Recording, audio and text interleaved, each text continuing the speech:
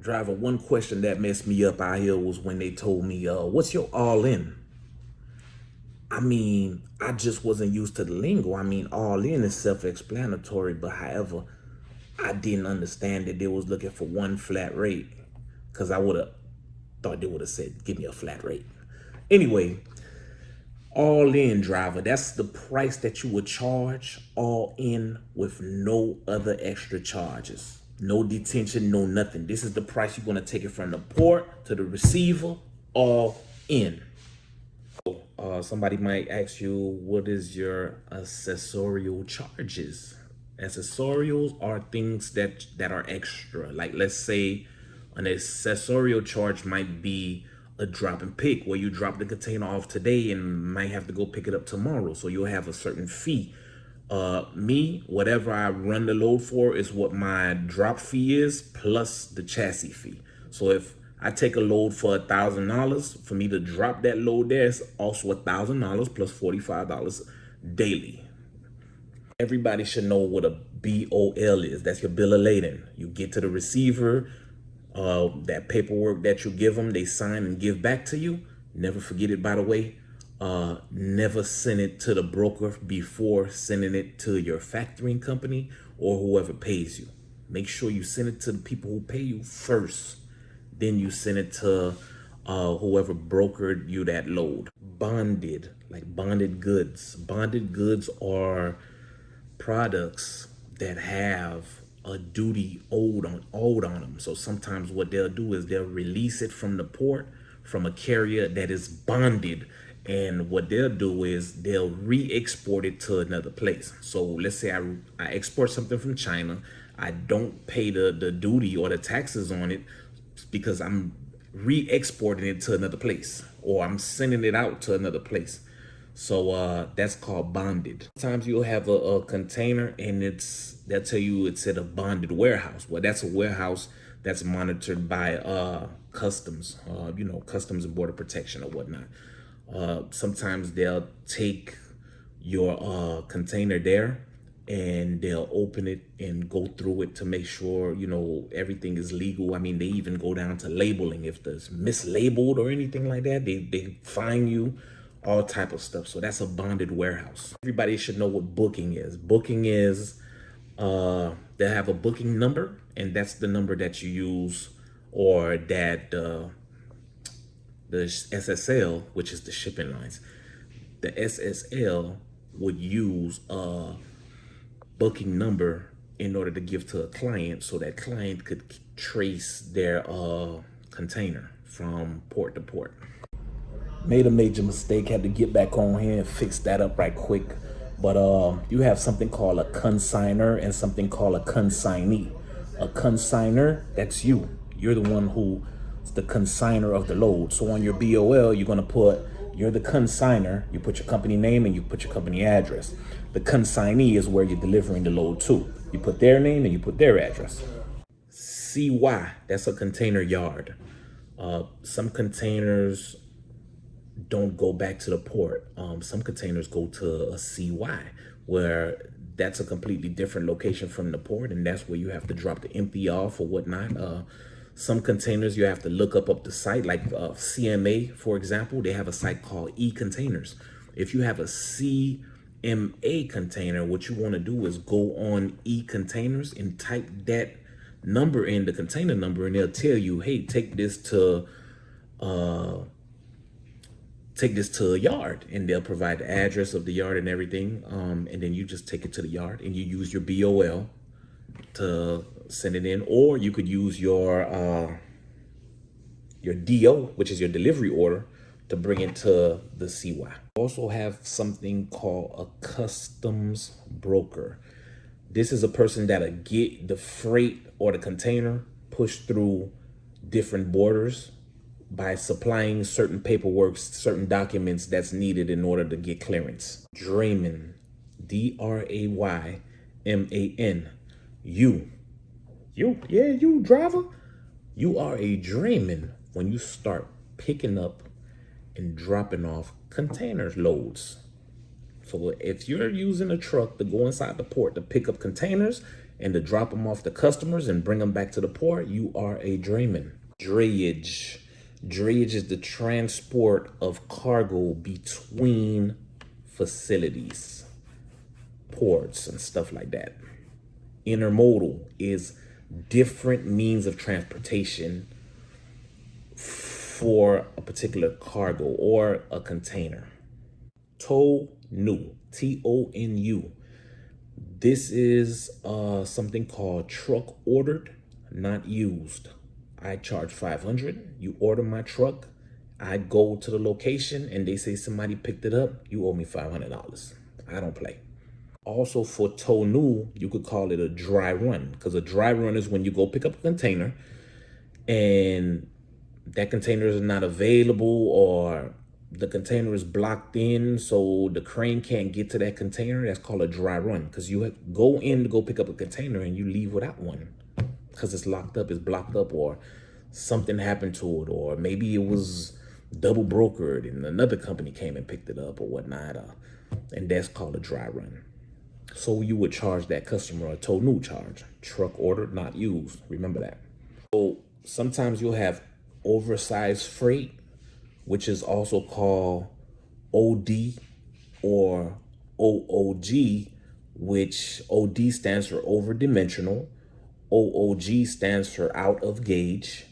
And what they'll do, they'll put that container on an FR. FR stands for flat rack. This is something that looks like a container without walls.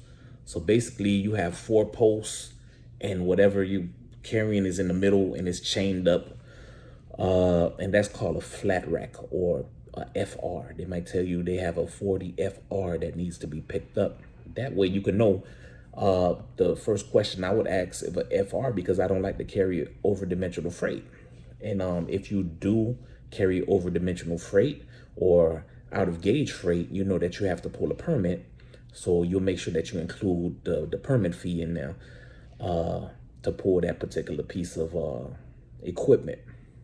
A customer will send you a quote request and they'll tell you that they have a FR and it's OOG, or they'll tell you that they have a FR and this FR is OD. And if you don't know, driver, you just book that and get down there and be stuck basically, because now you'll have to leave and without that freight because you didn't know what it was. So a FR is a flat rack. A flat rack is a container, but the container looks like basically a flatbed with flatbed with 4 posts going straight up. So basically the container looks like a container without the walls. That's a flat rack. They call that a FR. OOG is out of gauge. Out of gauge is basically like OD, overdimensional. It's hanging off the flat rack some way somehow, or it's hanging out of the OT. You know, you can have overdimensional by being too high, and you can have overdimensional by being too wide. So sometimes you have an OT, which is an open top container, and it'll have a OOG, which is out of gauge.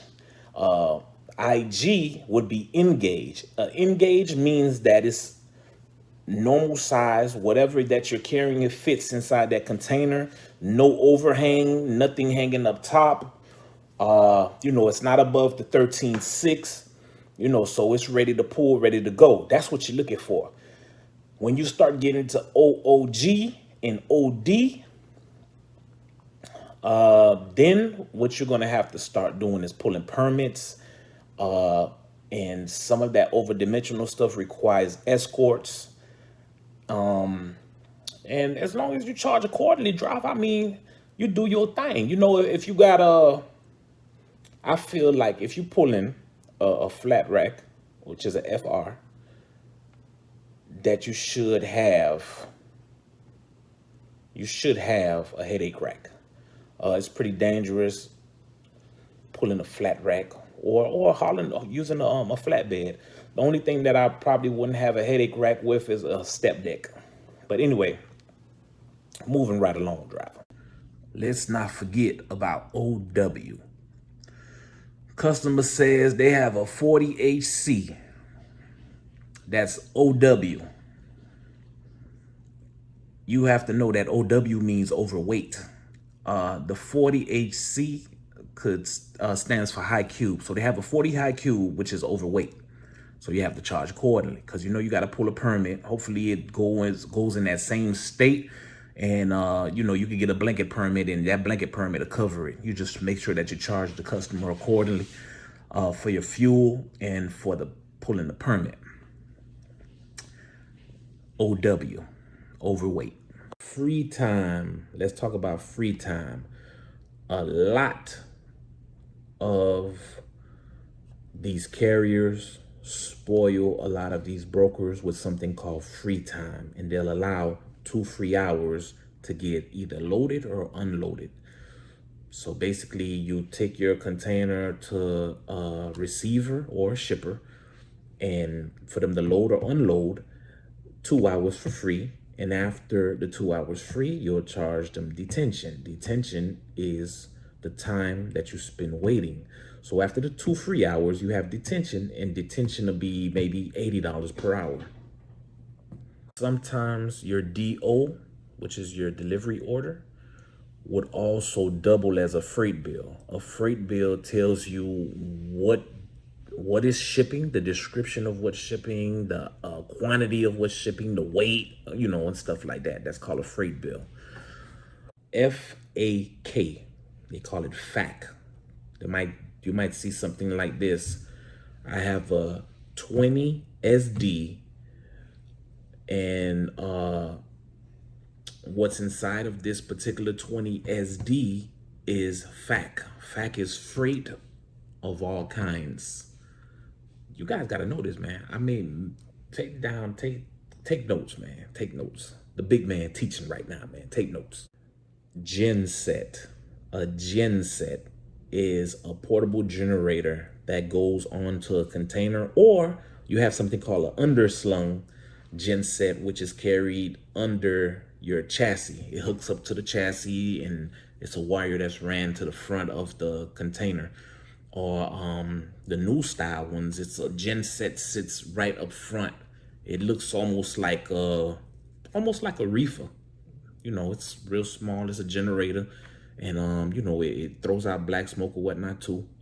And that's what powers up the refrigeration unit for the containers that are reefers. So if you're checking up on your container, you'll go on the website, you type in your container number, and it tells you that container is grounded. That means that container is stacked and it's ready to be pulled, or that it's at least off the boat and stacked up on the actual facility where it's located, the port.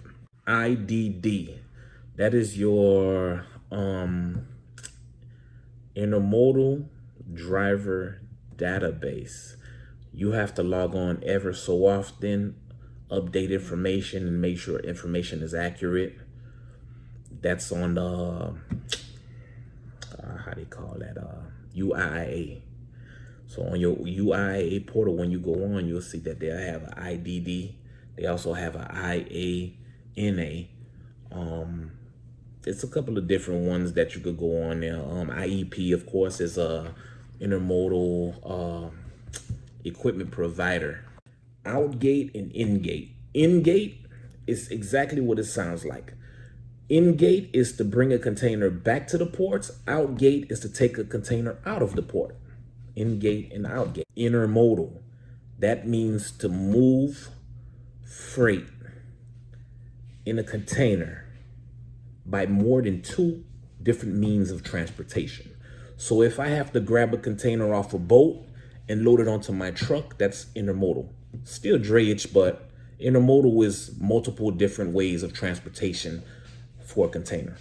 ISO, or International Standard Organization. This is, they're in charge of basically the dimensions of containers, the standard of containers, which is 20s, 40s, and 45-foot containers. the securement of containers, how containers are secured, and making and keeping that a universal thing where my chassis will be able to pick up a container in China, or a Chinese chassis will be able to pick up a container in the United States of America. It keeps the standard together. Let's say you have a container with an LFD. That's another one. Last free day, LFD.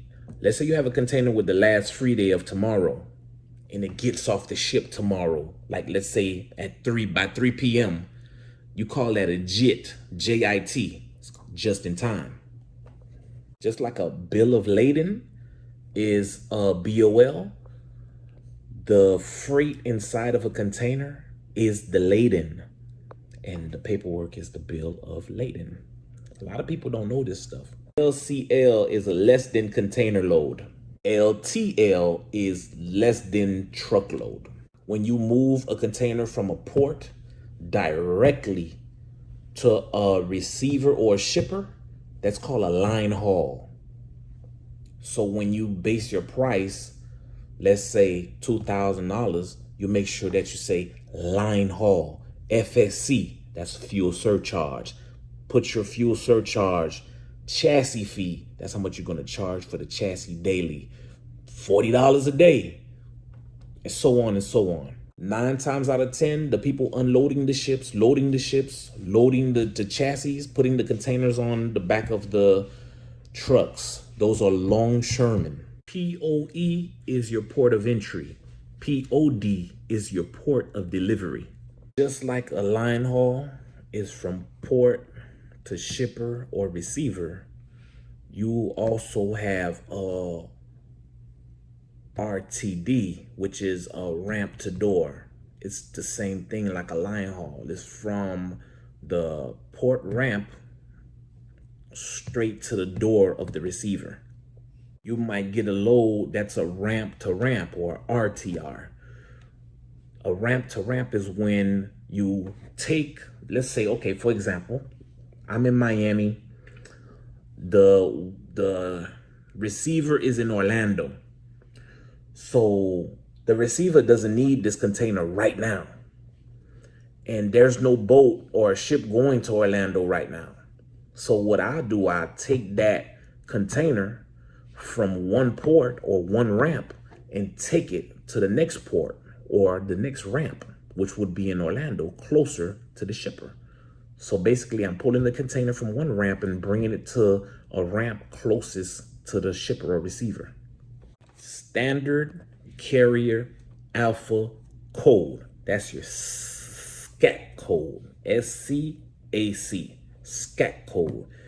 Your SIC. That's your Standard Industrial Code.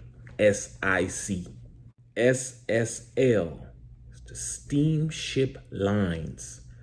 Because let's say this particular SSL named Maersk will not onboard you unless you have one DOT level inspection. So it's a SSL, steamship line. Street turn. This is when you terminate the responsibility from a shipper or a receiver, or from one company, and you give the responsibility to another company by picking up their freight in an empty container. Because the way it goes is you pick up a full container or an empty container, you pick up a full container or a loaded container, you bring it to a warehouse, they unload it. That unloaded container has to go back to the port and terminate at the port, or to a CY, which is a container yard. Because the responsibility of that container still lays on the back of the carrier and the receiver. So what the street turn does, it terminates the first receiver from any being liable or being held liable for this container, and it gives the responsibility to the new shipper, because now the container that was just used to transport items from one country to the United States of America is now being used to take freight from the United States of America to bring to another country.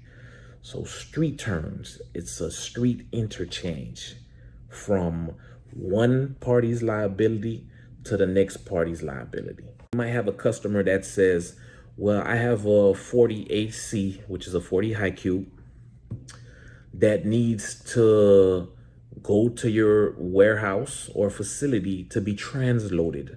Transloaded is when you take, let's say it's a reefer container or a refrigerated container. You have to take it from the port to your warehouse, and transloading is done. Transloading is removing all the goods out of that refrigerated container and put it in on a reefer